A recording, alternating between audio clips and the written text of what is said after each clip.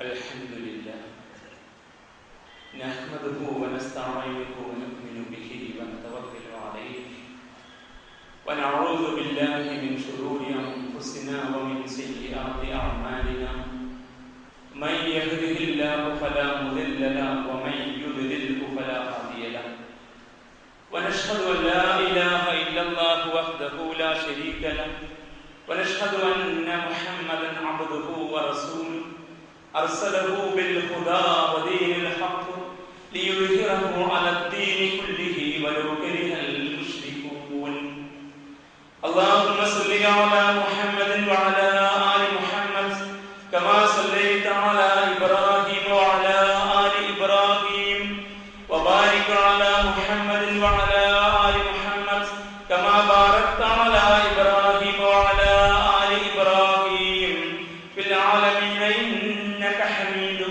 مجيد أما بعد فإن خير الحديث كتاب الله وخير الهدي هدي محمد صلى الله عليه وسلم وشر الأمور محدثاتها وكل بدعة ضلالة أيها الناس أوصيكم وإياي أولا بتقوى الله رب اشرح لي صدري ويسر لي أمري واحلل عقدة من لساني يفقهوا قولي إن أريد إلا الإصلاح ما استطعت وما توفيقي إلا بالله عليه توكلت وإليه أنيب أعوذ بالله من الشيطان الرجيم قل للمؤمنين يغضوا من أبصارهم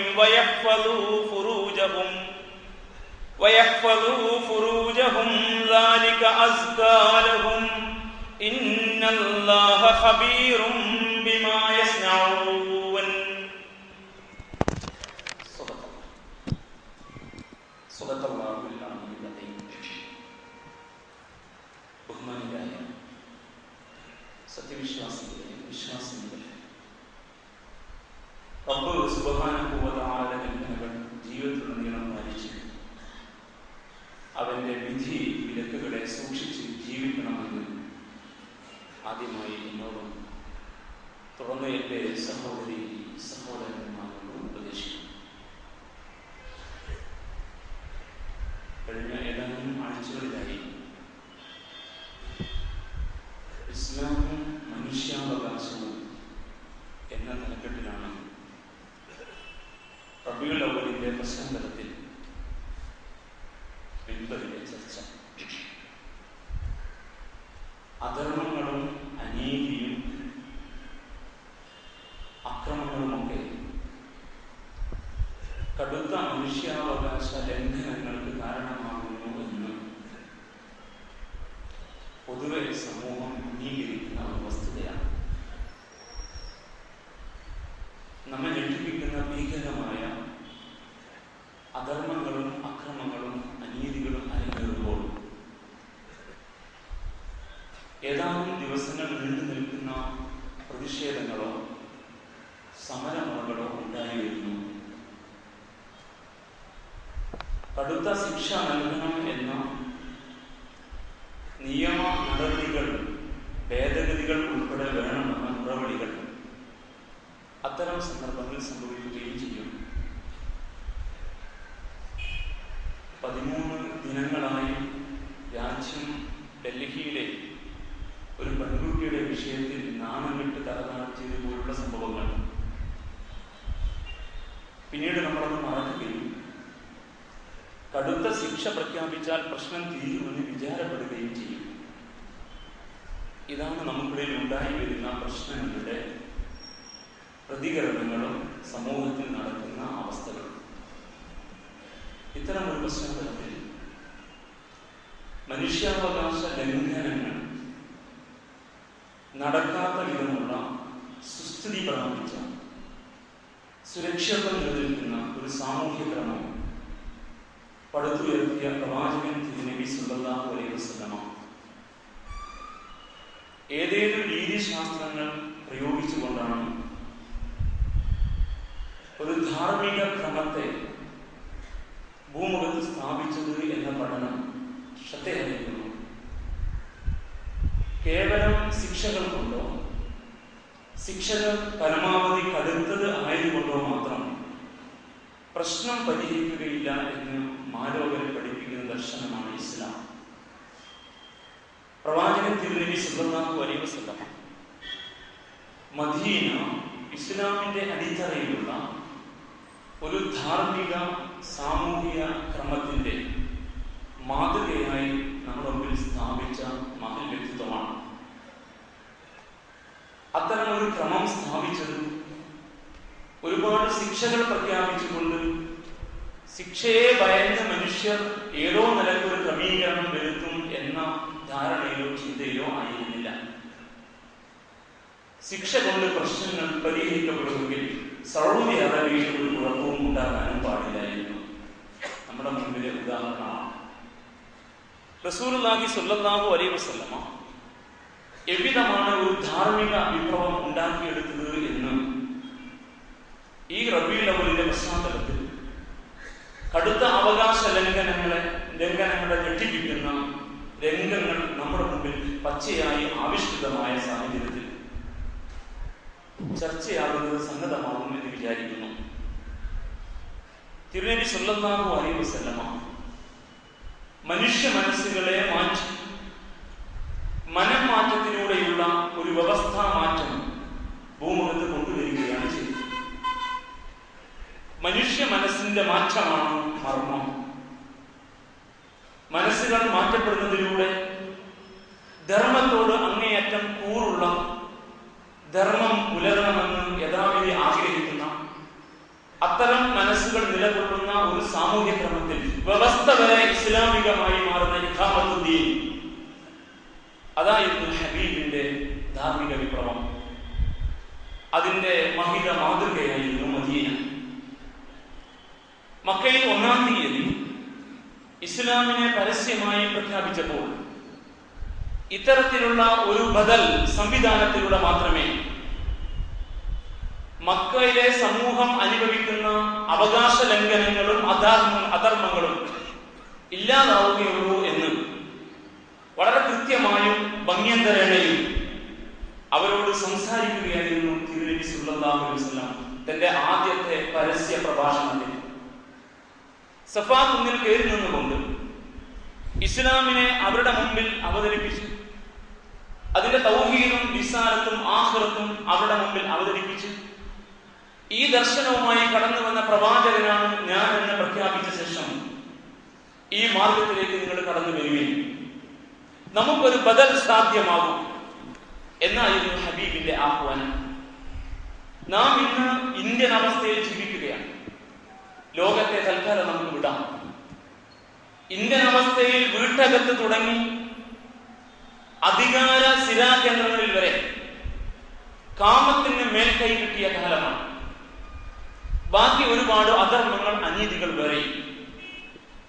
സ്വന്തം മകളെ ഉപയോഗിക്കാൻ മടിയില്ലാത്ത പിതാക്കന്മാർ തുടങ്ങി നിയമസഭക്കകത്തിരുന്ന് അശ്ലീലം കാണുന്ന സാമാജികർ വരെ ഉണ്ടായിപ്പോയ ഒരു ക്രമം എത്രമേൽ ഭീകരമാണെന്ന് വിനയപുരസ്സരം ചിന്തിക്കാൻ മക്കയിലെ ജാഹിലിയ്യത്തിന്റെ നടുത്തളത്തിൽ നിന്നുകൊണ്ട് ഇസ്ലാമിനെ പ്രഘോഷണം ചെയ്ത ഒരു പ്രബോധകനായ പ്രവാചകന്റെ അനുചരന്മാർ തയ്യാറാവണം എന്ന് വിനയപുരസ്സരം ഓർമ്മപ്പെടുത്തുകയാണ്. ജാഹിലിയ്യത്തിന്റെ അവസ്ഥയും അങ്ങനെ തന്നെ. ഇത്തരത്തിലുള്ള അധർമ്മങ്ങളും അനീതികളും അവകാശ ലംഘനങ്ങളും അന്യവൽക്കരണങ്ങളും, മൈറ്റ് ഈസ് റൈറ്റ്, ശക്തിയാണ് കരുത്ത്, ശക്തിയാണ് നീതി, അധികാരത്തിന്റെ ബലത്തിൽ എന്തുമാവാം എന്നും തെളിയിക്കപ്പെടുന്ന ഈ ക്രമം, അതാണ് നിങ്ങളുടെ ഏറ്റവും വലിയ ദുരന്ത പ്രശ്നമെങ്കിൽ ഇതിൽ നിന്ന് മാറിയ ഒരു ബദൽ സാധ്യമാണെന്നും ആ മക്കക്കാരെ, ആദ്യ അഭിസംബോധിതരായി നിൽക്കുന്ന മക്കക്കാരെ അഭിസംബോധന ചെയ്തുകൊണ്ട് റസൂലുള്ളാഹി സ്വല്ലല്ലാഹു അലൈഹി വസല്ലം പ്രഖ്യാപിച്ചു, ഖൂലു ലാ ഇലാഹ ഇല്ലല്ലാഹ്, നിങ്ങൾ ലാ ഇലാഹ ഇല്ലല്ലാഹ് എന്ന ആദർശം പ്രഖ്യാപിക്കുവിൻ, ഈ മാർഗത്തിലേക്ക് കടന്നു വരുവിൻ.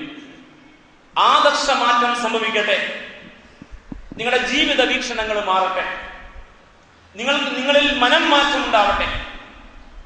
അങ്ങനെ നിങ്ങൾ ഈ ആദർശം സ്വീകരിക്കാൻ തയ്യാറായാൽ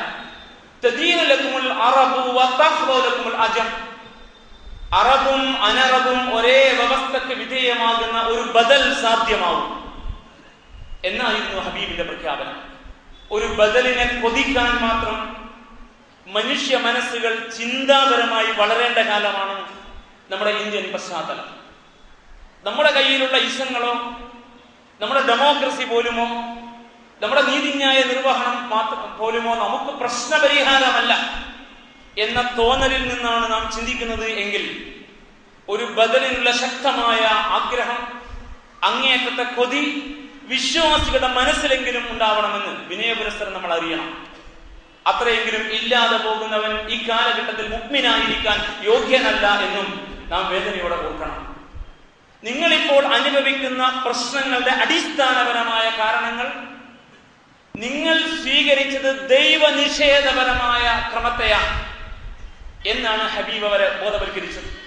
നിങ്ങളുടെ വിശ്വാസം തെറ്റാണ്, നിങ്ങളുടെ ആരാധന ആചാര അനുഷ്ഠാനങ്ങളും തെറ്റാണ്, നിങ്ങളുടെ സാംസ്കാരിക സാമൂഹിക സാമ്പത്തിക ഭരണക്രമവും തെറ്റാണ്. കാരണം അതെല്ലാം ദൈവനിഷേധപരമായ അടിത്തറയിൽ ഉണ്ടായി വന്ന സംവിധാനങ്ങളാണ്. അതാണ് നിങ്ങൾ അനുഭവിക്കുന്ന പ്രശ്നത്തിന്റെ മർമ്മം. അതിനെ മാറ്റിയിട്ട് ദൈവപ്രോക്തമായ തമ്പുരാൻ നൽകിയ, അള്ളാഹു നൽകിയ ആശയ ആദർശത്തിന്റെ ക്രമത്തിൽ നമുക്ക് മുകളിൽ പടച്ച തമ്പുരാൻ മാത്രം, തമ്പുരാന് കീഴെ മുഴുവൻ മനുഷ്യരും അറബും അനറബും ഒരുപോലെ നിലകൊള്ളുന്ന സ്വസ്ഥമായ ഒരു ക്രമം സാധ്യമാകുമ്പോഴേ നിങ്ങൾക്ക് സമാധാനം ഉണ്ടാവും, നിങ്ങൾക്ക് സുരക്ഷിതത്വം ഉണ്ടാവും, നിങ്ങളുടെ അവകാശങ്ങൾ വകവെച്ച് കിട്ടൂ, നിങ്ങളുടെ അവകാശങ്ങൾ ലംഘിക്കപ്പെടാതിരിക്കൂ എന്ന് പറഞ്ഞ പ്രവാചകനാണ് തിരുനബി സല്ലല്ലാഹു അലൈഹി വസല്ലം. അതാണ് ഖൂലു ലാ ഇലാഹ ഇല്ലല്ലാഹ്, നിങ്ങൾ ലാ ഇലാഹ ഇല്ലല്ലാഹ് എന്ന ആദർശം പ്രഖ്യാപിക്കുവിൻ. തദീനു ലക്കുമുൽ അറബ് വതഖ്വ ലക്കുമുൽ അജം, അറബും അനറബും ഒരേ വ്യവസ്ഥക്ക് വിധേയമാകുന്ന ഒരു ക്രമം സാധ്യമാകും.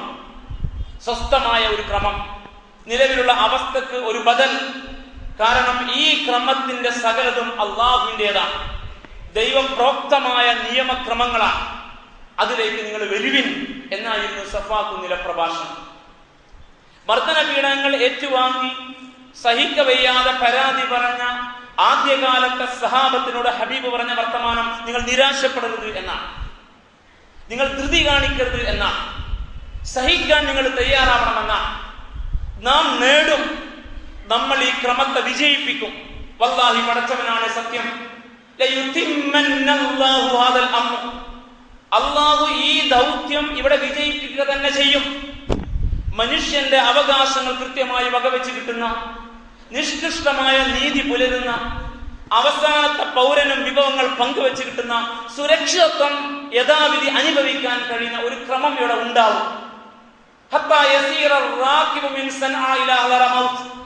യമനിന്റെ ഒരറ്റമാകുന്ന സൻഅ മുതൽ യമനിന്റെ മറ്റേ അറ്റമാകുന്ന ഹദറമൗത്ത് വരെ ഒരു യാത്രാ സംഘത്തിൽ നിന്ന് സ്വസ്ഥമായി സഞ്ചരിക്കാൻ, കൊള്ളക്കാരെ പേടിക്കാതെ, പിടിച്ചുപറിക്കാരെ ഭയപ്പെടാതെ സഞ്ചരിക്കാൻ കഴിയുന്ന അവസ്ഥയുണ്ടാകും.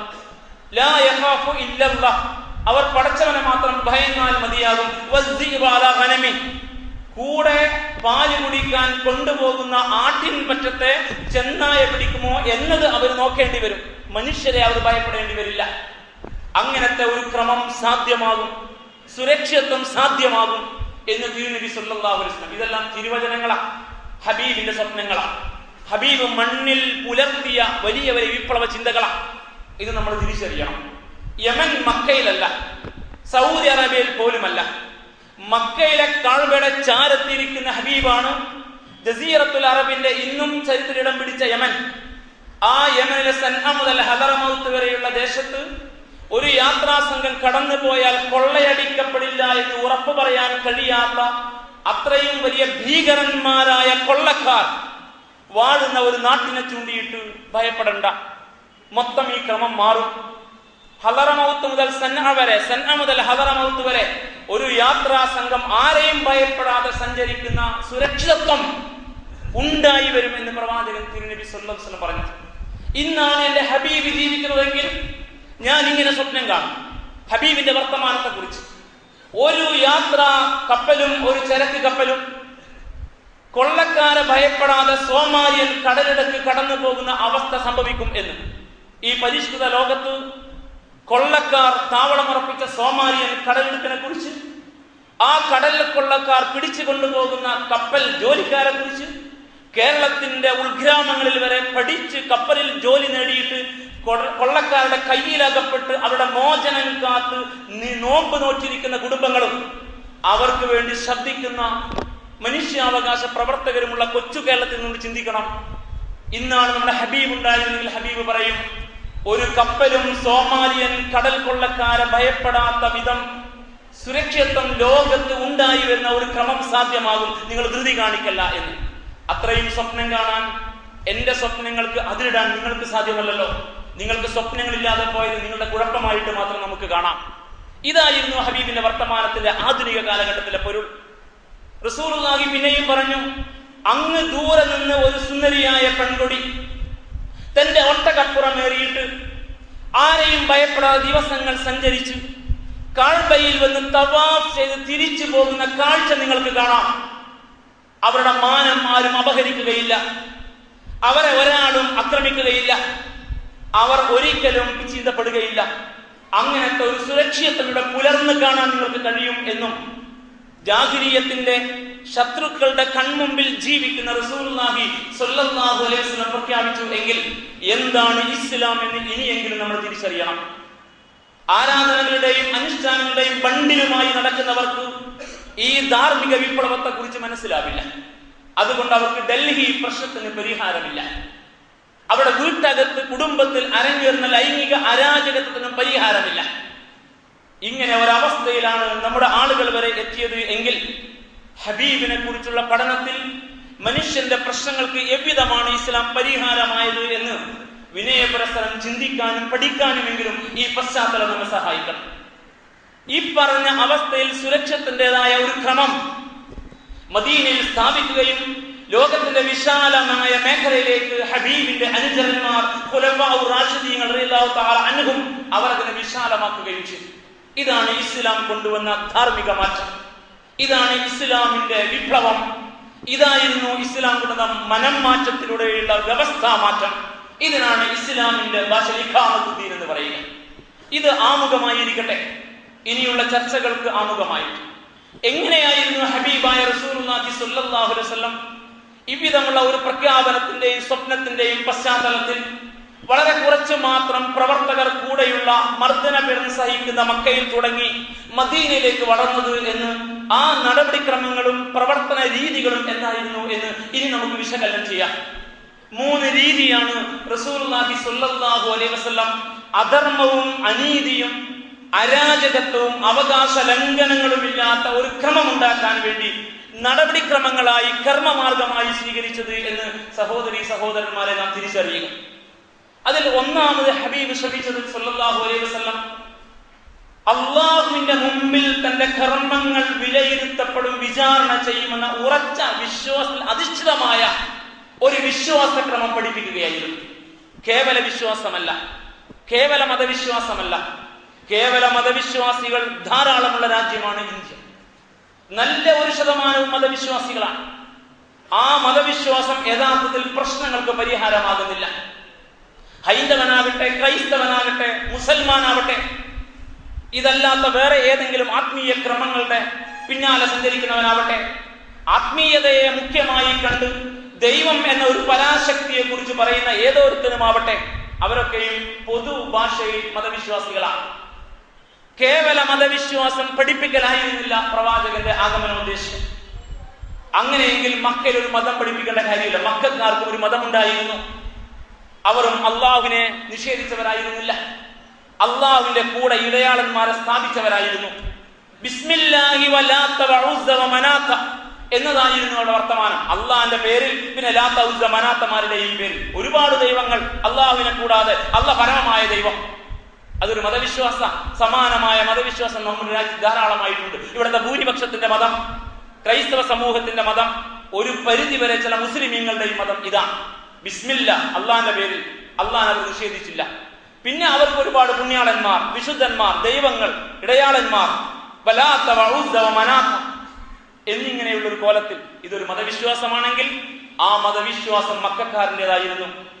ആ മതവിശ്വാസം ജസീറത്തുൽ അറബുകാരൻ്റെതായിരുന്നു. അറേബ്യൻ ഉപദ്വീപിൽ ആ മതവിശ്വാസം ഇന്ത്യക്കാരുടെ കയ്യിലുമുള്ളതാ. ഈ മതവിശ്വാസത്തെ അങ്ങനെ നിർത്തിയിട്ട് എന്തെങ്കിലും ഒരു നടപടിക്രമം സ്വീകരിച്ചല്ല ഹബീബ് മാറ്റം കൊണ്ടുവന്നത്. മറിച്ച് ഹബീബ് പറഞ്ഞു, നിങ്ങളുടെ കർമ്മങ്ങൾ തമ്പുരാന്റെ മുമ്പിൽ ശക്തമായി വിലയിരുത്തപ്പെടുമെന്ന ചിന്തയോടുകൂടി നിങ്ങൾ ജീവിക്കണം.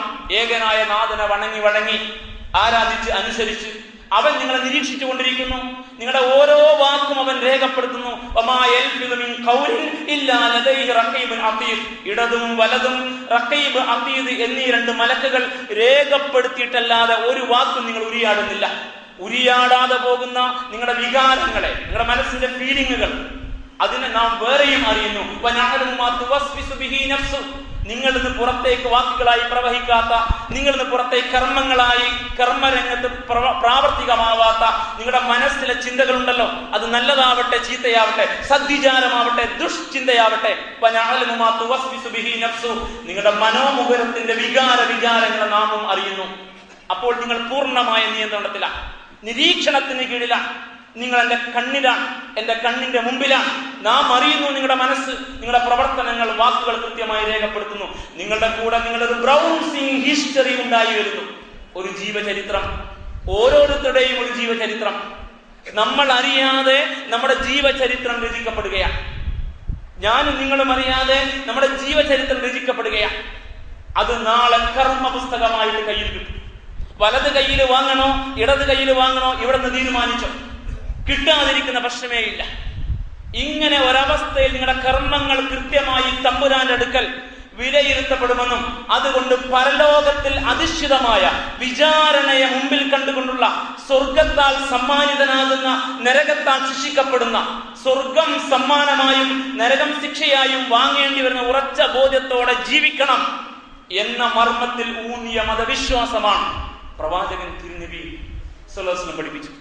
മക്കയിൽ അവതീർണമായ മക്കക്കാരുടെ ഇടയിൽ നടക്കുന്ന സകല അതിക്രമങ്ങളെ കുറിച്ചുമുള്ള മക്കീ സൂറത്തിന്റെ വിശദീകരണം വായിച്ചാൽ ആ അതിക്രമം, അവകാശ ലംഘനങ്ങൾ, അന്യായം, അധർമ്മം, അതിനെക്കുറിച്ച് പറഞ്ഞ ഉടനെ അല്ലാഹു പരലോകത്തെ കുറിച്ച് പറയും. ഖുർആനിന്റെ സവിശേഷമായ രീതി അതാണ്. മക്കീ സൂറകൾ പ്രത്യേകമായി ഊന്നിയിരിക്കുന്നു. അവിടെ സകല അവകാശ ലംഘനങ്ങളും അധർമ്മങ്ങളും നടക്കുന്ന മക്ക. സാമ്പത്തിക രംഗത്തെ ചൂഷണങ്ങൾ, തട്ടിപ്പും വെട്ടിപ്പും, അളവിലും തൂക്കത്തിലും കൃത്രിമം, അന്നത്തെ ഒരു പ്രശ്നം, ഒരു അധർമ്മം, ഒരു അന്യായം, ഒരു അവകാശ ലംഘനം, ഒരു അനീതി, അതിനെക്കുറിച്ച് അമ്മ ജുസിലെ വൈൽ മുത്തഫിഫീൻ എന്ന സൂറയിൽ തത്ഫീഫ്, സാമ്പത്തിക രംഗത്തെ തട്ടിപ്പ്, ആ തട്ടിപ്പിനെ കുറിച്ച് എടുത്തു പറഞ്ഞുകൊണ്ട് ഉടനെ അള്ളാഹ് പറയുന്നത് പരലോകത്തെ കുറിച്ചാണ്. വൈലുൽ മുത്തഫിഫീൻ അല്ലദീന ഇദാ ഖാലു അലന്നാസി യസ്തൗഫൂൻ വഇദാ കാലൂഹും അവ വസലൂഹും യുക്സിറൂൻ. അളവിലും തൂക്കത്തിലും കൃത്രിമം കാണിക്കുന്നവർക്ക് നാശം.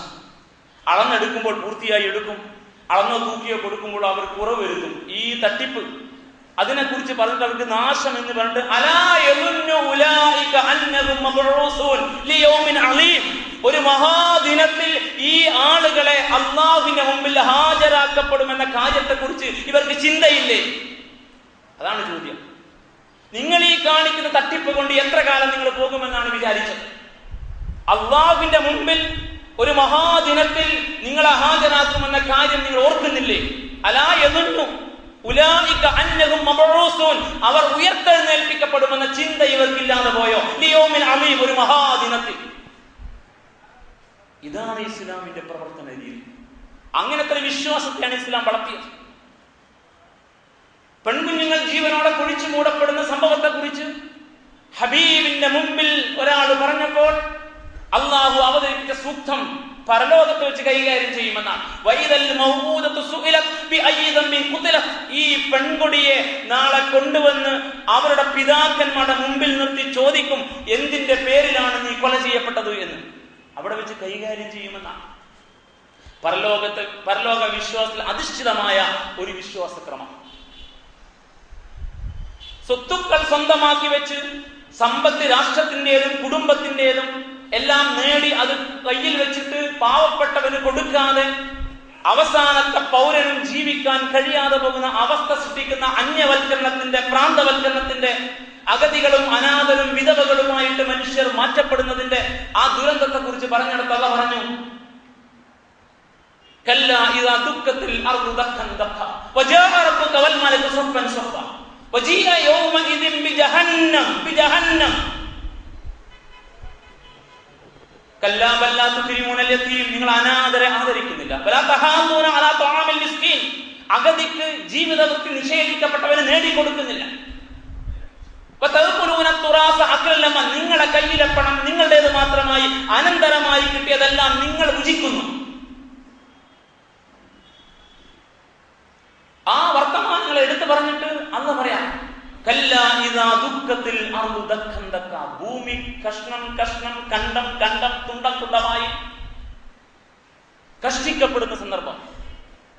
വജാഅ റബ്ബുക, നിന്റെ നാഥൻ ഇറങ്ങി വരും. വൽ മലക്കു, മാലാഖമാർ സഫൻ സഫ, അണിയണിയായി വന്ന് വിചാരണ ചെയ്യും. വജീഅ യൗമഇദിൻ ബിജഹന്നം, നരകം മുമ്പിൽ കൊണ്ടുവന്ന് നിർത്തും. പരലോകത്തിൽ അധിഷ്ഠിതമായ വിശ്വാസം, ആ വിശ്വാസത്തെ ബോധവൽക്കരിക്കുകയായിരുന്നു റസൂലുള്ളാഹി സ്വല്ലല്ലാഹു അലൈഹി വസല്ലം.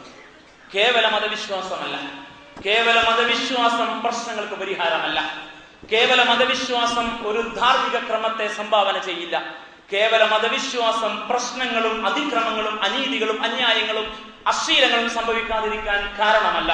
അത് കാരണമാകുമെങ്കിൽ ഇന്ത്യയിൽ പ്രശ്നങ്ങൾ പാടില്ലായിരുന്നു. മഹാഭൂരിപക്ഷം മതവിശ്വാസികളായിരിക്കും.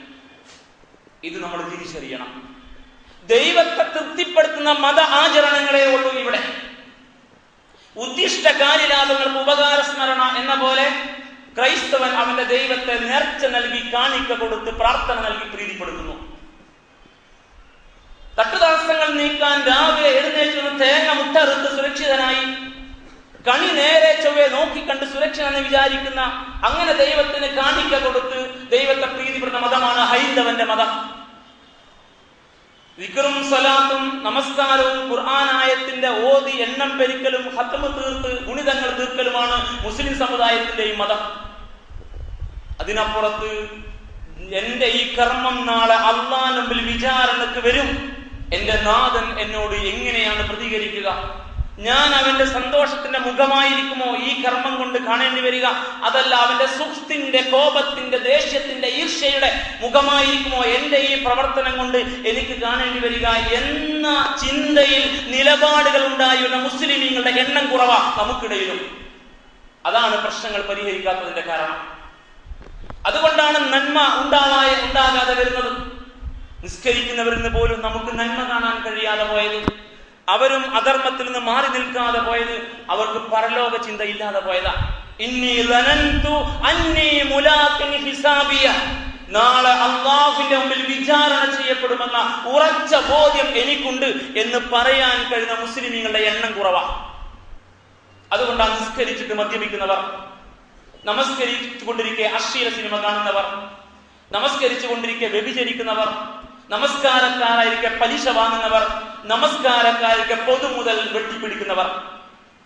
സംഭവിക്കുകയില്ല മാറ്റം, വിപ്ലവം സംഭവിക്കുകയില്ല. നമ്മുടെ പടച്ചവനെ തൃപ്തിപ്പെടുത്താൻ ആരാധനകൾ ബണ്ടിലുകളായി, ദിക്റുകൾ എണ്ണപ്പെരുക്കങ്ങളായി, സ്വലാത്തുകൾ കോടികളായി, ഖത്മുകൾ 100ന്റെ ഗുണിതങ്ങളായി നൽകിയാൽ മനുഷ്യൻ നന്നാവില്ല. അള്ളാഹുവിന്റെ മുമ്പിൽ ഹാജരാക്കൊരു ചിന്ത മനുഷ്യ മനസ്സിനെ സ്വാധീനിക്കാത്ത കാലത്തോളം മാറ്റങ്ങൾ ഉണ്ടാവില്ല. അത്തരത്തിലുള്ള എല്ലാ മതവിശ്വാസവും ദുരന്തമാണ്. എങ്കിൽ ആ ദുരന്തത്തിന്റെ ഒന്നാം ഇരകൾ മുസ്ലിമീങ്ങളാണ്. ഇന്നി അഖാഫുല്ലാഹ റബ്ബൽ ആലമീൻ, ലോകരക്ഷിതാവായ തമ്പുരാൻ എനിക്ക് ഭയമാണ് എന്ന് പറയാൻ കഴിയണം. ഈ പ്രയോഗം സവിശേഷമായ ഒരു പ്രയോഗമാണ്. അള്ളാഹുവിന്റെ അർശിന് കീഴിൽ തണൽ കൊള്ളുന്ന ഏത് വിഭാഗത്തെ പരിചയപ്പെടുത്തിയ തിരുനബി സല്ലല്ലാഹു അലൈഹി വസല്ലമ അതിലൊരു ചെറുപ്പക്കാരനെ പരിചയം, ലക്ഷണമൊത്ത ഒരു പുരുഷൻ. ആ പുരുഷനെ ദഅത്തുഹു ഇംറഅത്തുൻ, ഒരു സ്ത്രീ അനാശാസ്യത്തിന് വിളിച്ചു, വ്യഭിചാരത്തിന് ക്ഷണിച്ചു. ഉഭയസമ്മത പ്രകാരം വ്യഭിചരിച്ചാൽ കുറ്റമല്ലെന്ന് പഠിപ്പിച്ച നാടാ ഇന്ത്യ. വ്യഭിചാരം കുറ്റമാണെന്ന് പഠിപ്പിക്കുന്ന മതമാണ് ഇസ്ലാം. നമ്മൾ ക്രമത്തെ പഠിക്കണം. ക്രമത്തെയാണ് പഠിക്കേണ്ടത്, വ്യവസ്ഥയാണ് പഠിക്കേണ്ടത്, വ്യവസ്ഥയാണ് മാറേണ്ടത്.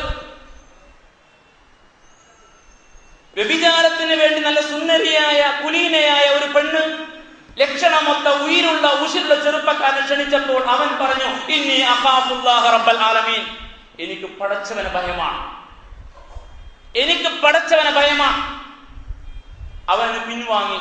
അത്തരം ചെറുപ്പക്കാർ തലക്ക് മുകളിൽ കത്തി നിൽക്കുന്ന സൂര്യന് കീഴെ വിയർപ്പിന്റെ തോത് പാപത്തിനനുസരിച്ച് കൂടിയും കുറഞ്ഞും ഇരിക്കുന്ന നിസ്സഹായമായ മക്സറിൽ ആളുകൾ കൂടി നിൽക്കുമ്പോൾ യാതൊരു വേവലാതിയും ഇല്ലാതെ തമ്പുരാന്റെ അർശിന്റെ സിംഹാസന കീഴിൽ തണൽ കൊള്ളുമെന്ന് ഹബീബ് പഠിപ്പിച്ചു എങ്കിൽ സാഹചര്യം അങ്ങനെയായതുകൊണ്ട് ഞാനും അങ്ങനെയായി പോയി എന്ന് പറയുന്ന അഴകൊടമ്പന്മാരെ ഇസ്ലാമിന് വേണ്ട. അവർ നിസ്കരിച്ചത് കൊണ്ട് രക്ഷ പ്രാപിക്കുകയില്ല. അവരുടെ മതം നാട്ടിനും സമൂഹത്തിനും ദുരന്തമാണ്, മറ്റു മതങ്ങൾ ദുരന്തമായതുപോലെ എന്ന് തിരിച്ചറിയാൻ നമുക്ക് കഴിയണം. അവിടെയാണ് വിപ്ലവം പിറക്കുക, അവിടെയാണ് മനസ്സ് മാറുക, അവിടെയാണ് നമ്മളെ വാക്കും പ്രവൃത്തിയും നമ്മുടെ സംസ്കാരവും മാറുക. അവിടെയാണ് നാം കുടുംബത്തെ ഇസ്ലാമികമായി മാറ്റാൻ വിപ്ലവാത്മകമായ നിലപാട് സ്വീകരിക്കുക. അത്തരം വ്യക്തികളും കുടുംബങ്ങളുള്ള മഹല്ലുകൾ വിപ്ലവാത്മകമായ നിലപാടുള്ള മഹല്ലുകളായിരിക്കും. അവിടെ സവിശേഷത കാണാം. അത്തരം മഹല്ലുകൾ ചേരുന്ന ലക്ഷണമൊത്തൊരു മുസ്ലിം സമുദായം മണ്ണിലുണ്ടായാൽ കൂടെ ജീവിക്കുന്ന മനുഷ്യൻ പോലും ധർമ്മത്തിൽ ആകർഷനാകും.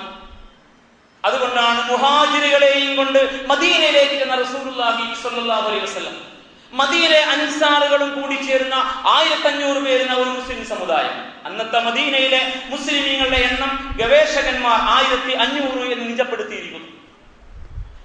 അന്നത്തെ മദീനയിലെ മൊത്തം ജനസംഖ്യ 10,000-ത്തിലധികം എന്നാണ് കണക്ക്. എങ്കിൽ 1500 എന്നതിന് 15% എന്ന് കണക്ക് കൂട്ടുക. ബാക്കി 85% നോൺ മുസ്ലിംസ്. മഹാഭൂരിപക്ഷം സഹോദര സമുദായ അംഗങ്ങൾ ജീവിക്കുന്ന ഒരു രാജ്യം ഇസ്ലാമികമായ വ്യവസ്ഥയിലേക്ക് മാറി എങ്കിൽ മനം മാറ്റത്തിലൂടെ ലക്ഷണമൊത്ത ഒരു സമുദായം മണ്ണിൽ ഉണ്ടായാൽ ഭൂരിപക്ഷ സമൂഹം ധർമ്മം തേടി നമ്മുടെ അടുക്കൽ വരും എന്നതിന് ചരിത്രത്തിലെ സംഭവമാണ് മദീന. എങ്കിൽ ആ മദീനയിലെ ജനസംഖ്യ ആനുപാതികമായ ജനസംഖ്യയാണ് ഇന്ത്യയിലേതും. 10% മുസ്ലിമീങ്ങൾ, ബാക്കി 80% നോൺ മുസ്ലിംസ്. പഠിക്കണം, താരതമ്യം ഉണ്ടെങ്കിൽ ആ താരതമ്യം ചരിത്രപരമായ താരതമ്യമാണ്.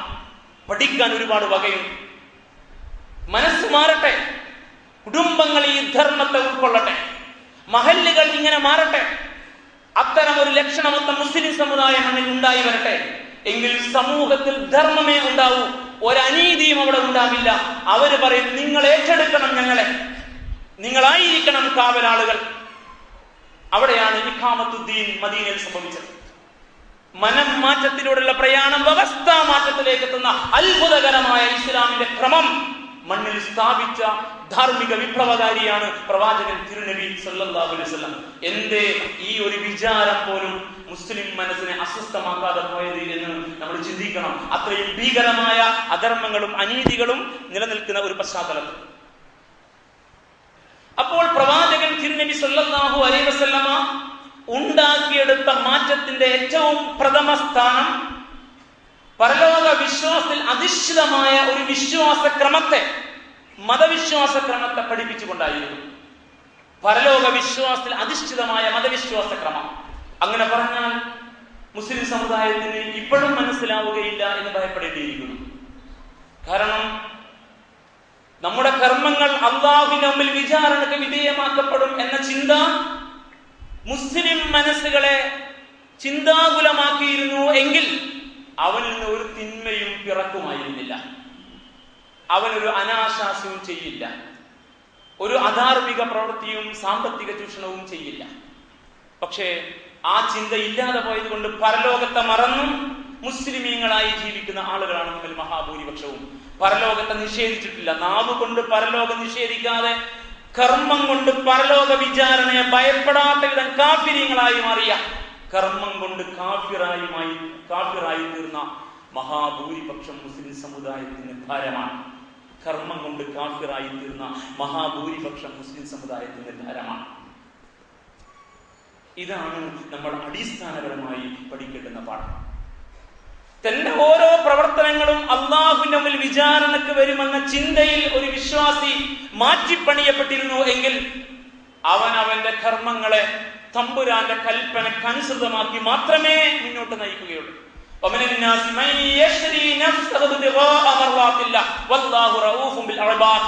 അത്തരം മനുഷ്യരെ കുറിച്ച് ഖുർആന്റെ പ്രഖ്യാപനമാണ്. വമിനന്നാസിമൻ, ജനങ്ങളിൽ ഒരു കൂട്ടരെ നിങ്ങൾക്ക് കാണാം. ഈ ഉള്ളവൻ ഇങ്ങനെ പറയാൻ ആഗ്രഹിക്കുന്നു, മുസ്ലിമീങ്ങളിൽ ഒരു കൂട്ടരെ നിങ്ങൾക്ക് കാണാം. യശ്രീ നഫ്സഹു, അവർ അവരെ തന്നെ വിറ്റിരിക്കുന്നു, ഇബ്തിഗാഅ മർളാത്തില്ലാഹ്, പകരം അവർ അള്ളാഹുവിന്റെ തൃപ്തിയാണ് തേടിക്കൊണ്ടിരിക്കുന്നത്. എന്ത് ചെയ്യുമ്പോഴും ഞാൻ ഈ ചെയ്യുന്നത് അള്ളാഹ് ഇഷ്ടപ്പെടുമോ ഇല്ലേ എന്നതായിരിക്കണം ചിന്ത. അതാണ് സ്കെയിൽ, അതാണ് മാനദണ്ഡം. അവനാണ് പരലോക വിശ്വാസമുള്ളവൻ. അല്ലാത്തവൻ നാവ് കൊണ്ട് പരലോകം ഇല്ലെന്ന് പറഞ്ഞില്ല, പക്ഷെ കർമ്മം കൊണ്ട് അവൻ പരലോകം നിഷേധിച്ചവനാ. അവൻ നരകത്തിന് പിറക. ഖുർആൻ എടുത്ത് പഠിച്ചു നോക്കിയാൽ അറിയാൻ പറ്റും. അതുകൊണ്ട് കേവല ആരാധന ബണ്ടിൽ വെച്ച് നീട്ടിയിട്ട് സിറാത്ത് പാലം കടക്കാമെന്ന് ധരിച്ചവർക്ക് തെറ്റി. അവർ പാലം കടക്കില്ല, അവരെ നരകം വിഴുങ്ങാതിരിക്കില്ല എന്ന് കൃത്യമായിട്ട് അറിയണം. എങ്കിലേ മുസ്ലിം വീട്ടകത്തും ലൈംഗിക അരാജകത്വം ഇല്ലാതെ വരൂ.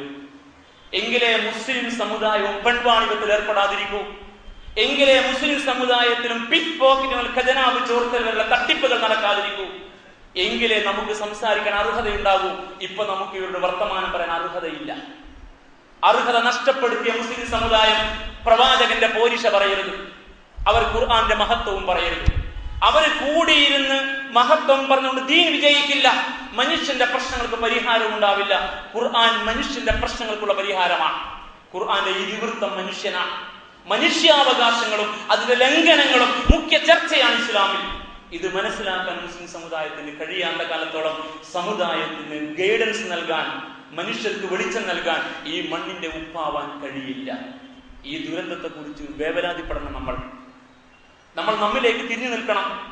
നമുക്ക് തെറ്റുപറ്റിയിരിക്കുന്നു എന്ന് പ്രഖ്യാപിക്കാൻ നമ്മുടെ പണ്ഡിതന്മാർ തയ്യാറാവണം, സമുദായം തയ്യാറാവണം. നാം ഹബീബിന്റെ മാതൃകയെ സ്വീകരിക്കണം, വിശ്വാസത്തെ മാറ്റിപ്പണിയണം. അള്ളാഹുവിന്റെ ഇഷ്ടത്തിനനുസരിച്ച് ജീവിതം അവന് വിറ്റവർ. എന്ത് ചെയ്യുമ്പോഴും അവൻ ഇഷ്ടപ്പെടുമോ ഇല്ലേ എന്ന് നോക്കിയിട്ട് ഇഷ്ടപ്പെടുന്നത് മാത്രം ചെയ്യുകയും അള്ളാഹ്ക്ക് ഇഷ്ടമില്ലാത്ത ചെയ്യാതിരിക്കുകയും ചെയ്യുന്ന നിലപാടുള്ളവർ, അവരാണ് മുസ്ലിമീങ്ങൾ.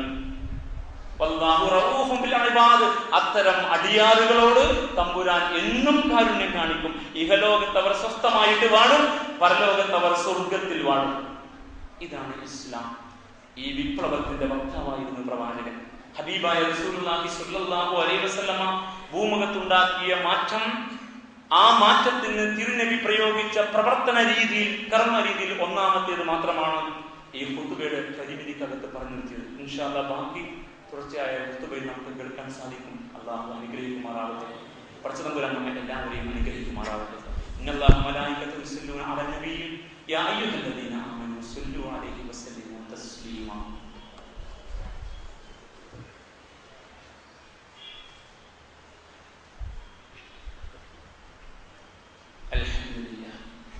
അൽഹംദുലില്ലാഹി റബ്ബിൽ ആലമീൻ. اللهم صل وسلم على عبدك ورسولك محمد الأمين وعلى آله وأصحابه أجمعين. أيها الناس أوصيكم ثانيا بتقوى الله. يا أيها الذين آمنوا اتقوا الله حق تقاته ولا تموتن إلا وأنتم مسلمون. اللهم ارض عن الخلفاء الراشدين وأمراء المرشدين عن أبي بكر الصديق وعمر بن الخطاب وعثمان بن عفان وعلي بن أبي طالب وعمي نبيك حمزة والعباس وبقية الصحابة والقرابة والتابعين كلهم أجمعين. اللهم اغفر للمؤمنين والمؤمنات والمسلمين والمسلمات الأحياء منهم والأموات إنك مجيب الدعوات يا قاضي الحاجات. اللهم أعز الإسلام والمسلمين وأذل الشرك والمشركين. اللهم أعز الإسلام والمسلمين وأذل الكفر والكافرين. اللهم أعز الإسلام والمسلمين وأذل الظلم والظالمين. اللهم أجرنا من النار. اللهم أجرنا من النار. اللهم أجرنا من النار. ربنا اغفر لنا ولإخواننا الذين سبقونا بالإيمان ولا تجعل في قلوبنا غلا للذين آمنوا ربنا إنك رؤوف رحيم. ربنا